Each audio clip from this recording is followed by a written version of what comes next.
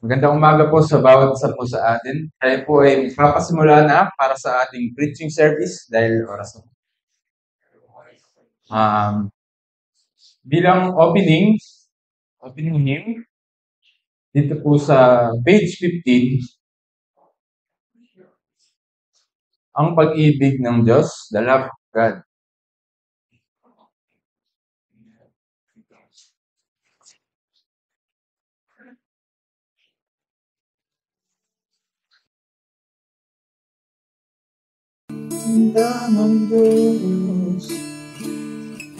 Ready? 1, 2, 3, sing! Dakilang pagsinta ng Diyos, isa tulang manay kapon, lampas kay sabik matay, sa Hades pa'y umaabot.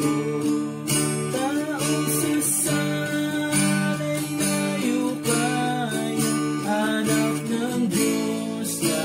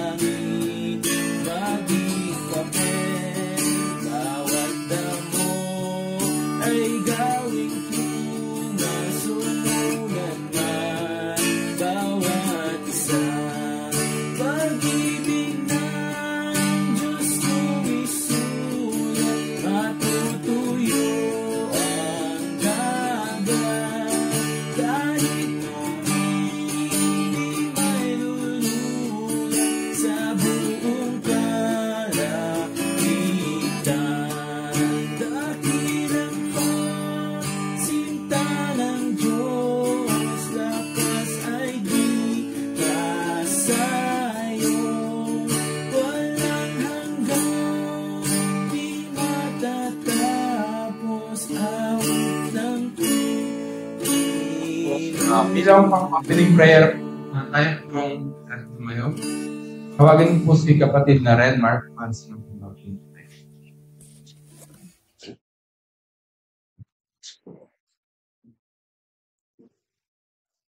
Bago po manalangin.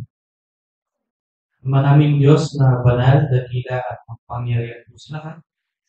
Mamalabos po ang aming pong papuri at pasasalamat sa panibago pong araw na ito na inyo pong ipinagkaloob sa amin upang muli kami pong mga magkakapatid sa pananampalataya ay nagkasama-sama sa isa pong layunin. Papurihan po ang inyong pong banal na pangalan. Sambahin ka sa Espiritu at katotohanan. Diyan din po, Ama, upang amin pong mapakinggan at mapagmulayan ang inyong pong mga salita. Maraming salamat po sa pagkakataon po na ito at dalangin po namin ang inyong pong patuloy po na pangunguna sa aming pong kalagitnaan, ang pagbibigay po ninyo ng katalinuhan sa bawat isa, upang lubos po namin pong maintindihan at maisa puso po ang inyong pong mga salita. Salamat din po, Ama, sa inyong pong anak na gagamitin, paghahayag po ng inyong pong mga salita. Ang patuloy po naming dalangin na pangunahan po ninyo siya at bigyan din po ng katalinuhan po, karunungan po na nagmumula po sa inyo upang maihayag po ang inyong pong mga salita nang naayon po sa inyong kalooban. Salamat po ng marami, Ama. Patuloy na dalangin po namin ang pangunguna po ninyo sa kaorasan po nito habang kami po ay nagpapulay po ang inyong pong mga salita. Maraming salamat po at pinamali po namin ang pinakamataas na papuri at pasasalamat sa dakila at makapangyarihang pangalan po ng aming Panginoong Hesus. Amen. Dahil oras na po, hindi ko na patatagalin. Tatawagan ko na po ang ating speaker, si Brother Norman.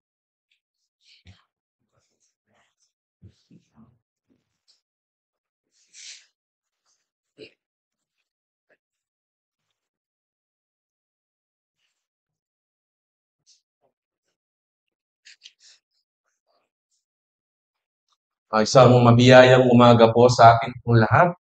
Purihin po ang Diyos. Patuloy po na kasipon po na malaya po natin na mapag-aralan po ang salita po ng Diyos. At para po sa babatayan po ng ating pong pagbubulay po sa umaga pong ito, ay makipagbukas po kayo sa akin dito po sa sulat po ni Apostol Pablo sa mga taga-Galacia. Ito po sa chapter 2, verse 20. Marahil isang familiar na talata po ito. At ito po ay marahil din po ng isa sa mga favorite or life verse po ng karamihan po sa atin. At sa atin pong pagbubulay, marahil po ay yung mga mahalagang mga bahagi na lamang po ng ating pong pagbubulay po ang ating pong ihahayag po sa umaga pong ito. Dito po sa Galatians chapter 2 verse 20, dito po babasahin po natin, tuwing nakapako sa krus, nakasama ni Kristo, so hindi na ako ang nabubuhay, kundi si Kristo nabubuhay sa akin. Buhay na ikinabubuhay ko ngayon sa naman ay ikinabubuhay ko sa pananampalataya. Ang pananampalataya na ito ay sa anak ng Diyos na sa akin ay umibig, ibinigay ang kanyang sarili dahil sa akin. Bago po tayo magpatuloy po sa ating pong pagbubulay, tayo po ay muling manalangin po. Ama naming Diyos na banal, dakila at makapangyarihan po sa lahat. Muli ka po naming pinupuri, muli ka po naming pinasasalamatan sa inyo pong pag-ibig po sa bawat isa po sa amin. Nung ialay po ninyo, inyo pong bugto na anak, kung mamatay po, bayaran po ang aming pong mga kasalanan. Siya'y muling nabuhay, upang pagkalooban po kami ng katiyakan po ng kaligtasan, buhay na walang hanggan. Pangunahan niyo po kami sa pagbubulay ng inyong pong mga salita.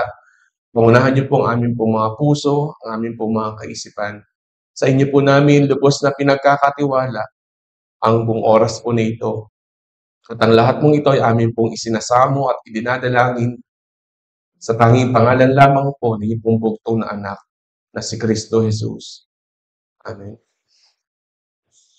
Dito po sa ating pong pagbubulayan po, makikita po natin kung paano umabot po si Apostol Pablo sa kanya po, dito po sa kanya pong ipinahayag na nakita po natin dito po sa Galatians chapter 2 verse 20 ang text po ng ating pong pagbubulayan. Maikling background lang po siguro, marahil dito po sa chapter 8 bilang background lang po kung paano po ang naging buhay po ni Apostol Pablo bago po niya makilala si Jesus. At masabi po ang ganito pong Hayag po. Dito po sa chapter 8 po.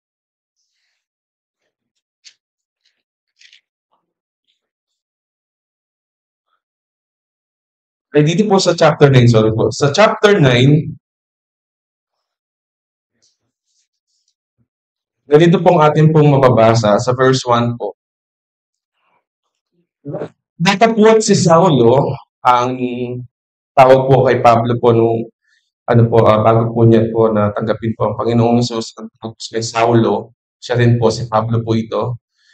Si Saulo na sumisilakbo pa ng mga pagbabanta laban sa mga alagad ng Panginoon ay naparoon sa dakilang saserdote. At humingi sa kanya ng mga sulat sa Damasco, sa mga sinagoga, upang kung siya'y makasumpong ng sino man sa mga nasa daan, aking mga lalaki o mga babae, kanya silang madalang gapos sa Jerusalem. Siguro marahil dito sa maikling pagbabasa po, makikita po natin na si Pablo ay pangunahin po siya sa mga tumutulig sa mga mananampalataya sa ating Panginoong Hesus. Umabot po na mga masumpungan po na mga mananampalataya ng ating Panginoong Hesus ay pinapakalagkad. Sumang-ayon din po siya sa pagkamatay po ni Esteban na nakikita po natin liwas sa mga mananampalataya sa Panginoong Hesus. Ngunit dito po sa chapter 9, nung makilala po niya ang Panginoong Hesus at ang Panginoong Hesus, gagamitin po niya si Apostol Pablo upang ipangaral na si Hesus ang anak ng Diyos, ang daan ng tunay na kaligtasan. Makikita po natin ang kanyang buhay noon.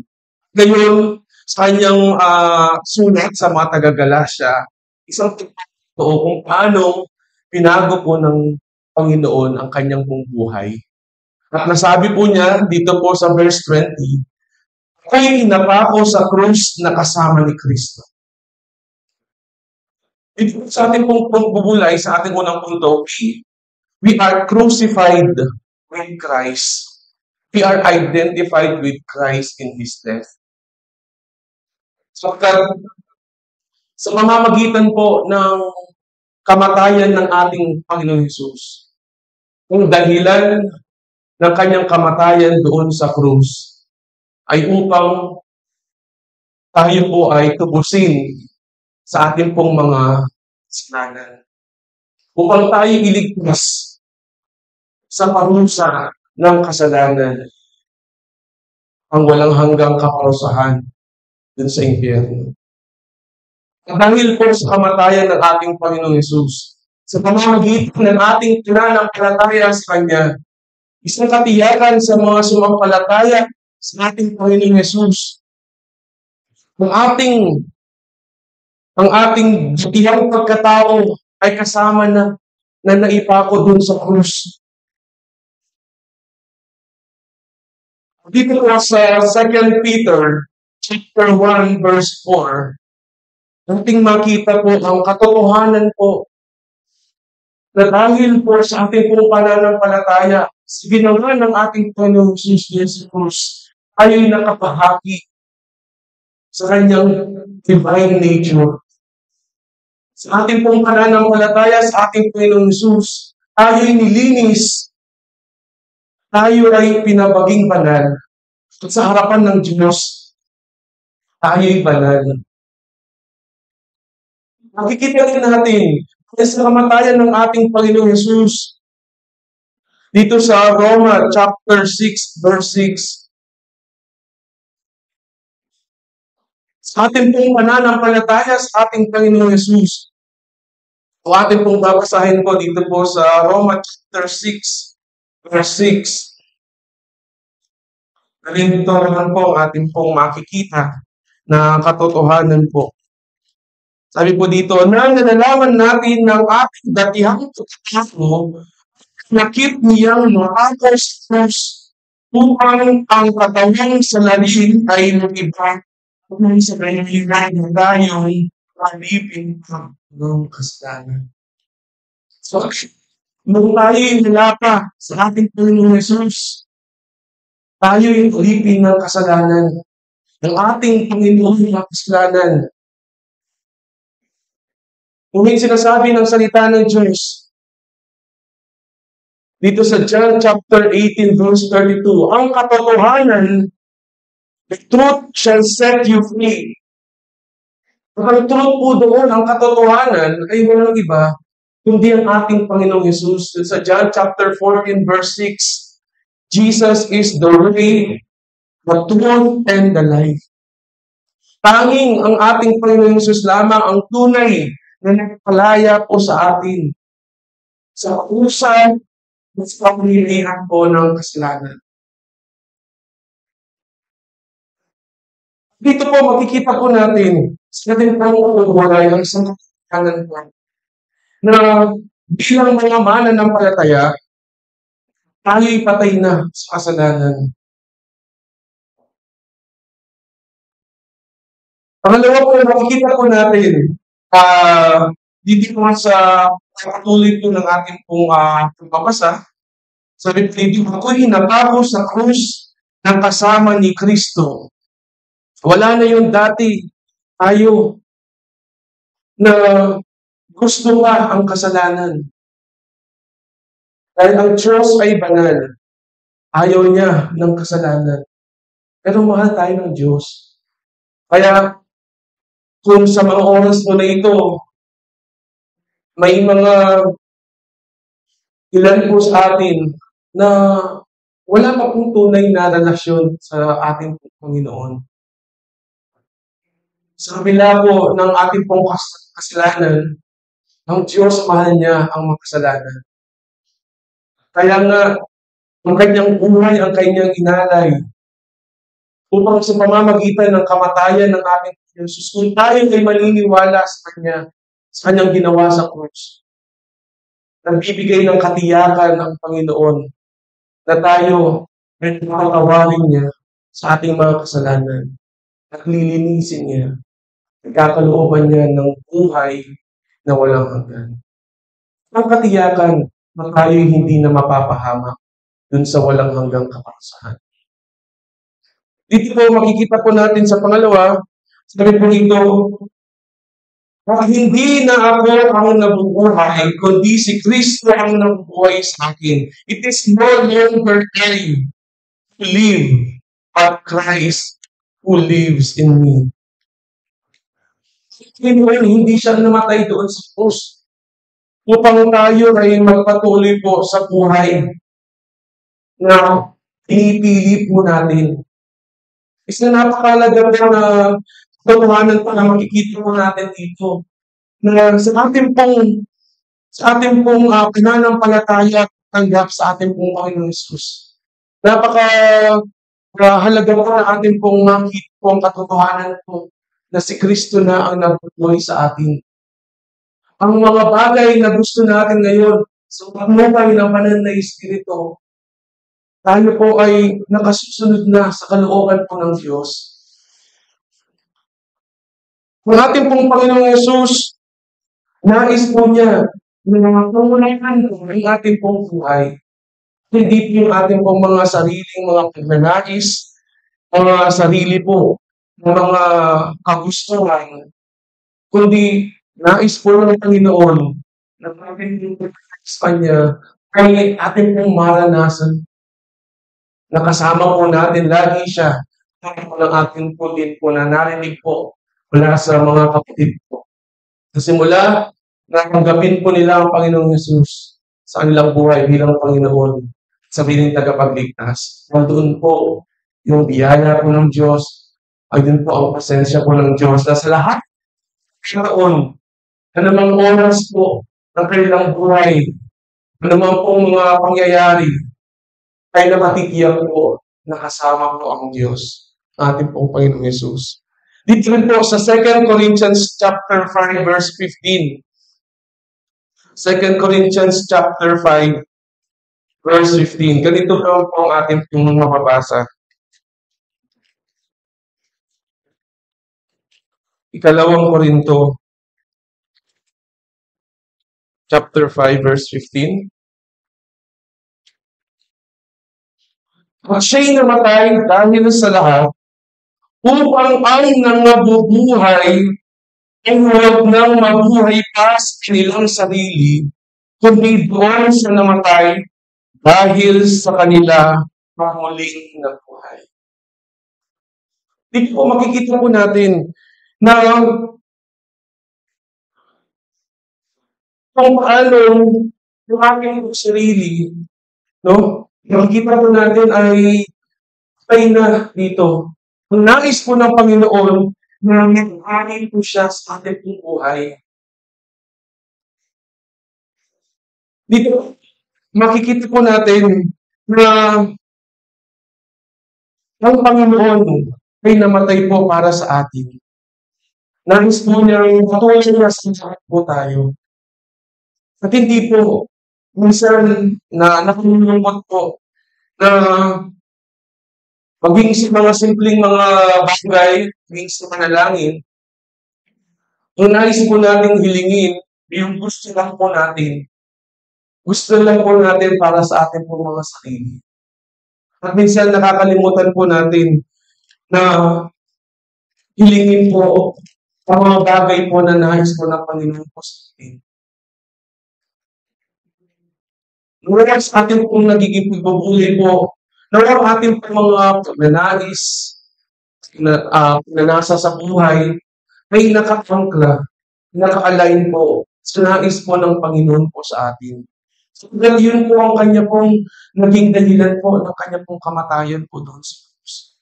At pangatlo po, sabi ko dito, sa ating pong pagtuloy sa ilang bahagi po ng ating pong pinagpupulayan,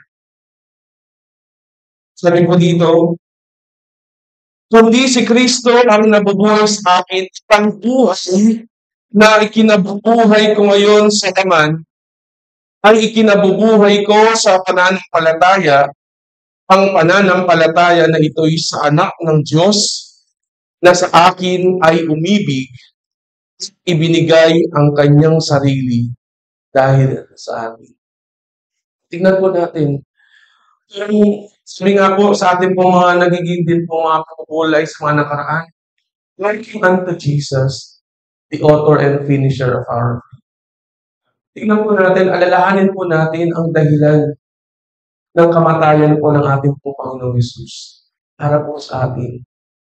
Si Jesus ay namatay upang bayaran po niya ang ating po mga kasalanan.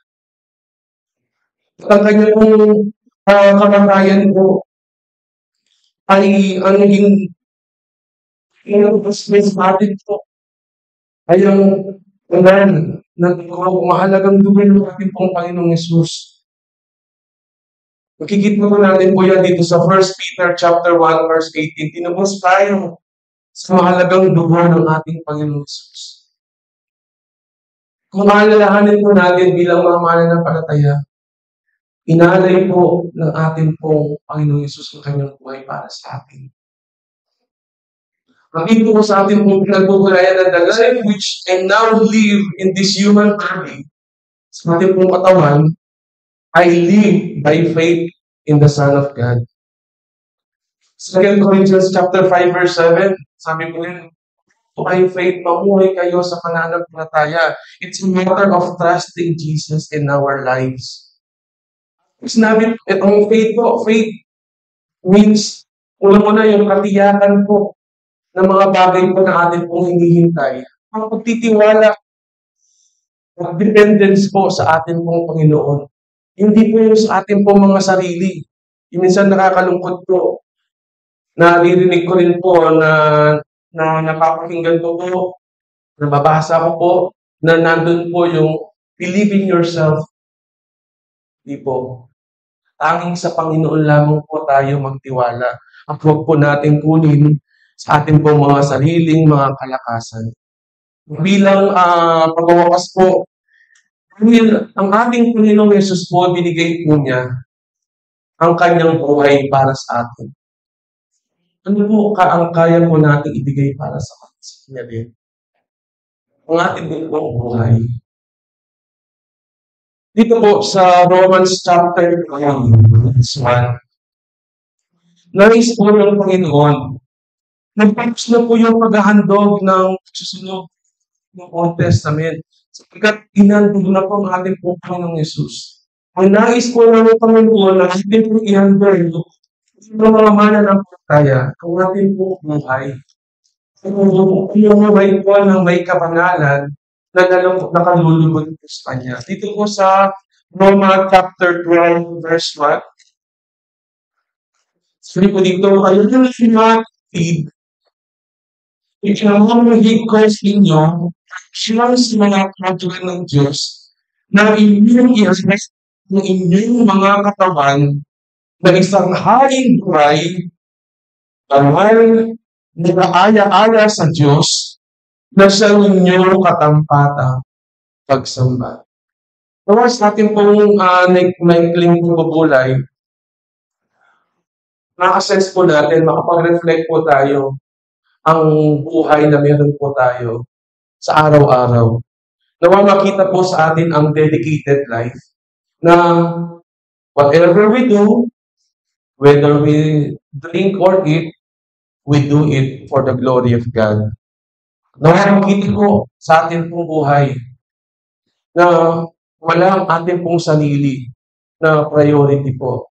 Kundi makita po sa atin ang ating pong priority, walang iba, kundi ang ating pong Panginoong Yesus.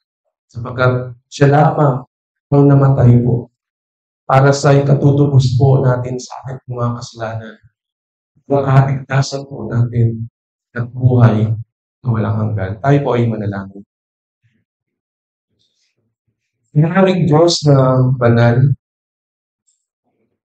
dakilat makapangyarihan po sa lahat. Muli ka po namin pinupuri, pinasasalamatan po sa napakabiyaya pong mga sandali na inyo pong pinagkaloob po sa amin.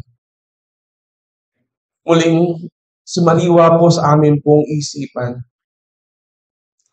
ang ginawa ng amin pong Panginoong Hesus, ang pag-aalay po ng Kanya pong buhay, upang matubos lang po kami sa amin pong mga kasalanan, igawad po ang kaligtasan, pagamat hindi po karapat-dapat po sa amin, sapagkat kami po ay makasalanan.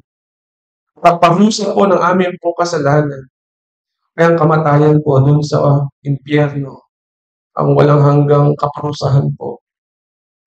Salamat po sa inyong pong pag-ibig po sa amin. Maraming salamat po sa inyong pag-aalay po ng inyong pong kaisa-isang anak. Nawa, kung paanong ang buhay po ng aming pong Panginoong Hesus ay inalay po sa amin.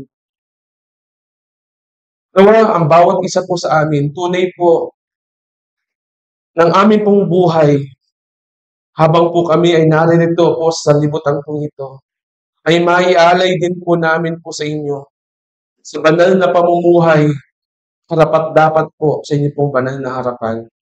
Tulungan niyo po kami sapagkat sa amin pong mga sariling kaunawaan, sa amin pong mga sariling kalakasan, kami po ay walang magagawa.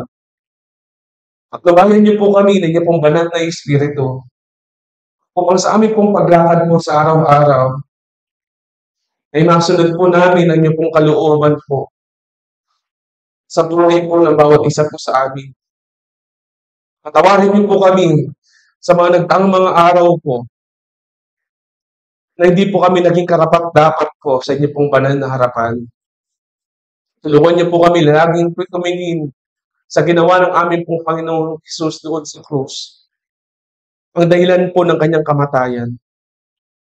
Kung sa oras po na ito, meron po sa aming bilang na hanggang ngayon hindi po niya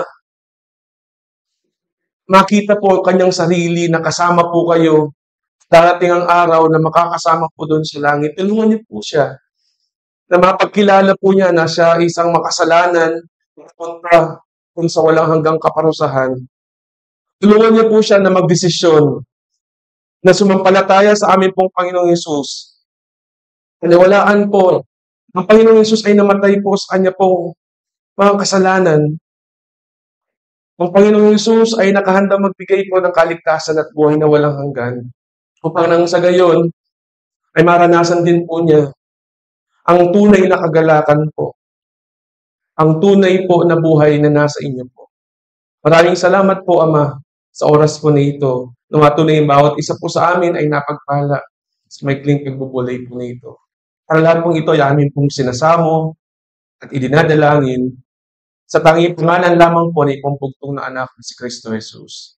Amen.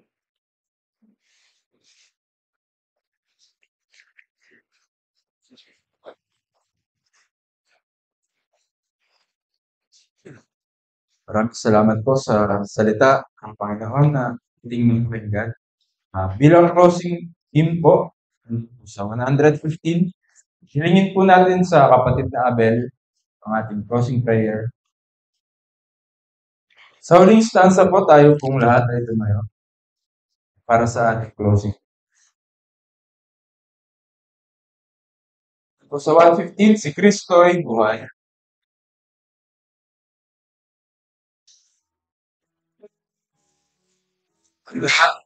Awit. Buhay ang Kristong aking pinaglilingkuran, kahit anong sabihin ng sangkatauhan, hiling niyang maamon ng magpalang kamay, sa tinay malapit at kapisan.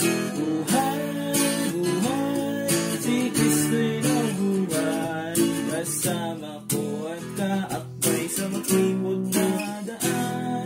Buhay, buhay, dalay kaligtasan.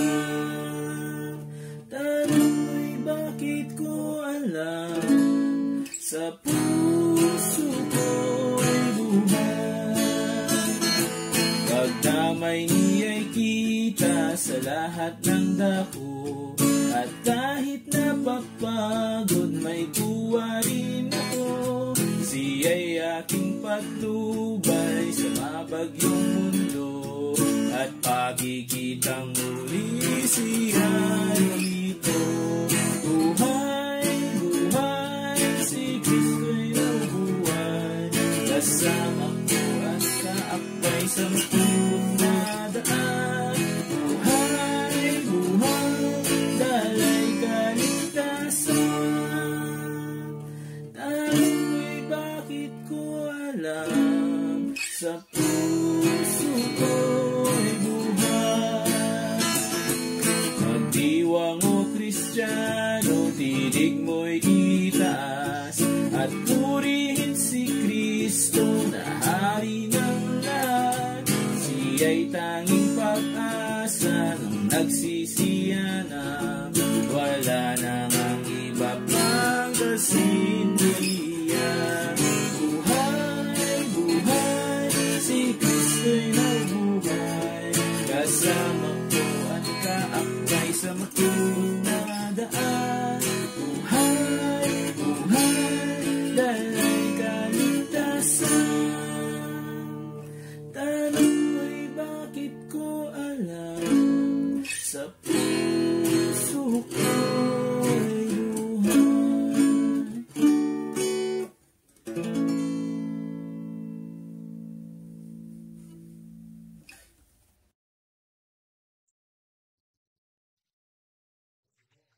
Aming manalangin. Mga dakila at mga panarin po sa lahat, muli kami po'y nagpupuri at nagpapasalamat sa mabiyayang umaga na ibinigay po sa bawat isa po sa amin. Maraming salamat sa pribileyo na muli kami po'y magsama-sama upang ikaw ay aming mapapurihan, malulahati, masamba sa umaga nito. Tawa ay ingatan at pangunahan din po bawat isa po sa amin. Nalagit sa amin pong napakinggan ng mga salita na nahayag sa umaga nito. Tulungan mo po kami na isabuhay po ito bilang pagkain po sa aming spiritual na buhay bilang mga anak niyo. Dalangin din po namin sa anak na yung ginamit, patuloy na dalangin po namin magkaroon pa ng maraming oras para sa pag-aaral ng mga salita upang maaari po niya itong magamit sa pagpapahayag ng mga salita. At tulungan ko rin po ang aming kapatid maging sa kanyang sambahayan, sa kanyang pamilya. Tunay sa aming panalangin na bawat pamilya na mayroon po kami, nawa ay magkaroon din po sila ng kaligtasan at tanggapin ang aming pong Panginoong Jesus bilang Panginoon at Salita ko. Ang aming pong hope na nawa ay kasangkapanin mo ang aming mga salita sa mga dito. At binabalik namin ang papuri sa pangalan po ng Panginoong Jesus.